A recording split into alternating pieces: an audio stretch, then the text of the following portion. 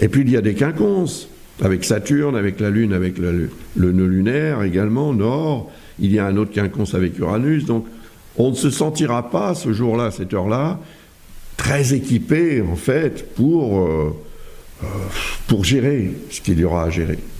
C'est vrai que ça peut être un petit peu compliqué.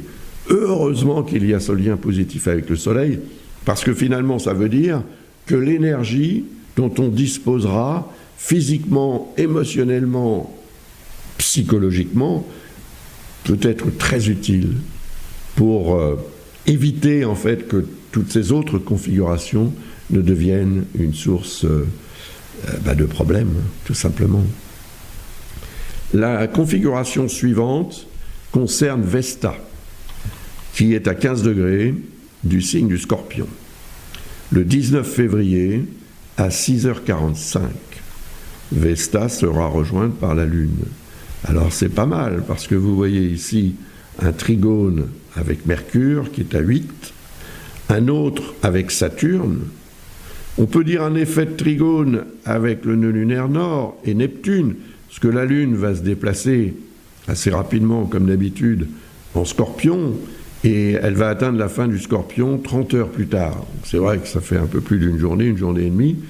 Après, donc le 21 février, il y aura cette relation assez favorable avec Neptune et le nœud nord.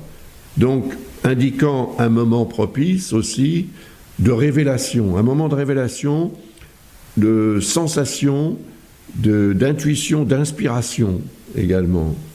Et le lien avec Mercure est aussi très symbolique d'une meilleure capacité de gestion de nos neurones. Ça peut devenir très intéressant, bien évidemment. Et puis, il y a aussi Saturne, qui indique que non seulement on fera preuve d'imagination, d'intuition, d'inspiration, qui devrait être utile tant sur le plan carrément spirituel, sur le plan émotionnel, sur le plan intellectuel, cérébral, mental, Mercure, merci, et sur le plan des réalités de la vie, Saturne.